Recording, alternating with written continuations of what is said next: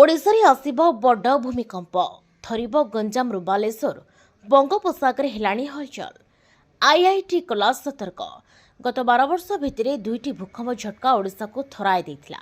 2014-2025 भूकंप कंपन छाती छनका भरी देथिला याठारु भी बड़ धरणर शक्तिशाली भूमिकंप आगक आसिपारे तीव्रता 6 ରୁ 7 टपिपारे बंगोपसागर एमिति किछि संकेत देखादेलाणी वर्ष वर्ष धरी समुद्र गर्भरे दबी रही दुर्बल भूखंड तलु उठिपारे कंपनर शक्तिशाली विस्फोरण दोहलाई देपारे उपकूल ओडिशा और यार पार्श्ववर्ती अंचल को आईआईटी खड़गपुर भूतत्व विज्ञान गवेषक टीम सद्य प्रकाशित गवेषणा रिपोर्ट जो तथ्य मिली भयानक संकेत देखाउछि शांत बंगोपसागर गर्भ भितर किछि बड़ धरणर हलचल आरंभ होलाणी आईआईटी खड़गपुर गवेषक प्रोफेसर मोहम्मद साहबुद्दीन प्रियंका पाठक और विलियम कुमार महांती बंगोपसागर भूकंप संभावना को नहीं विस्तृत गवेषणा कर गवेषणा रिपोर्ट अनेक रोचक तथ्य पदाक आसी आगामी दिन में बंगोपसागर एक प्रमुख भूकंप संवेदनशील क्षेत्र रूप नहीं पारे दीर्घ वर्ष धरी सुप्त रही पुराणा फाटक गुड़िक सक्रिय होती भूतात्विक और टेक्नोनाइट परिवर्तन भविष्य में बड़ विपद सृष्टि करें शांत मन करा बंगोपसागर आभ्यंतरीण समुद्र सज्जे क्रमागत भाव भूतात्विक चाप बढ़ुछि गवेषणा अनुसार भारतीय भूखंड उत्तर पूर्व दिग को गति करुथिबारु समुद्र तले चाप सृष्टि होछि बंगोपसागर उपकूल तुलन में मध्यवर्ती अंचल भूखंड तले विपद बढ़ुछि कारण तटठारु दूर गभीर समुद्र अंचल बी भैल्यू 0.72 बहुत कम होछि भूविज्ञानिक अनुसार बी भैल्यू कम अर्थ गभीर समुद्र भितर थिबा भूखंडर पुराणा फाटक गुड़िक उपरे अत्यधिक चाप रहुछि किंतु ताहा मुक्त होई पारुनी खाली सेतिक नुहे गंगा ब्रह्मपुत्र महानदी समेत विभिन्न नदी प्रचुर मात्रा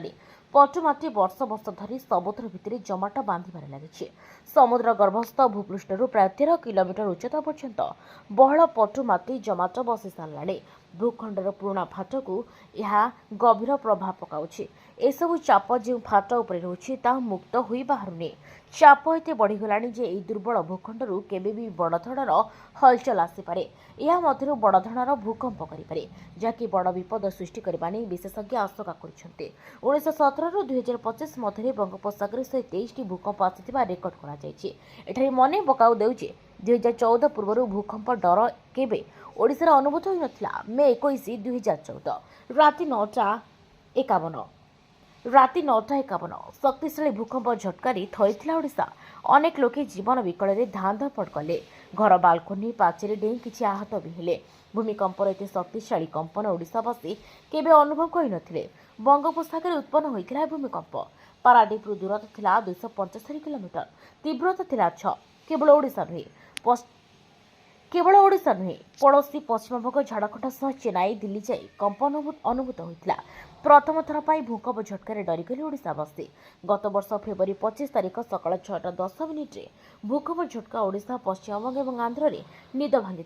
एथर भी भूकंप केन्द्र थिला बंगोपसागर तीव्रता थिला 5.3 भूकंप केन्द्र दूरता भुवनेश्वर मात्र 257 किलोमीटर थिला विशेषज्ञ मत या साधारण कथा भाव नेबा ठीक हेबनी यह संभाव्य बड़ विपदर सतर्क घंटी जदि भूकंप तीव्रता सामान्य अधिक होता किंवा उपकूल आहरी निकटवर्ती होता तेज व्यापक क्षति सहवाक पड़ता पूर्वर केतक अध्ययन दर्शाइला जे केन्द्रीय पश्चिम बंगोपसागर भूकंप हेले भी सुनामी संभावना कम मात्र नुआ गवेषणा अनुसार यह अंचल सुनामी संभावना को संपूर्ण एड़ाई दि जाई नपे ओडिशा समेत उपकूलवर्ती राज्यगुड़िक संपूर्ण सुनामी विपद मुक्त नुहति साधारणतः ओडिशा मध्यम और स्वल्प भूकंप प्रवण अंचल भाव में तालिकाभुक्त किंतु बंगोपसागर भूगर्भरे कंपन नहेले ओडिशा को विपद बेसी बालेश्वर गंजाम पर्यंत समस्त उपकूलवर्ती जिला और यार संलग्न जिलागुड़िक भूकंप विपद अधिक ओडिशा उपकूल और महानदी सज्जा अंचल माटी नरम रहुथिबारु भूकंप कंपन तीव्रता को बहुगुणित करिवार आशंका रही पारादीप धामना गोपालपुर परी बंदर अंचल एथिरे प्रभावित होइपारे तेणु उपकूलवर्ती अंचल कोठाबाड़ी निर्माण बेले भूकंप सहिला भली सशक्त निर्माण करबाको हेबो उपकूल ओडिशा रे उच्च अट्टालिका संख्या बढ़ुथिबा बेले ए दिगरे चिंतन करबाको पड़िबो ब्यूरो रिपोर्ट सोनो न्यूज।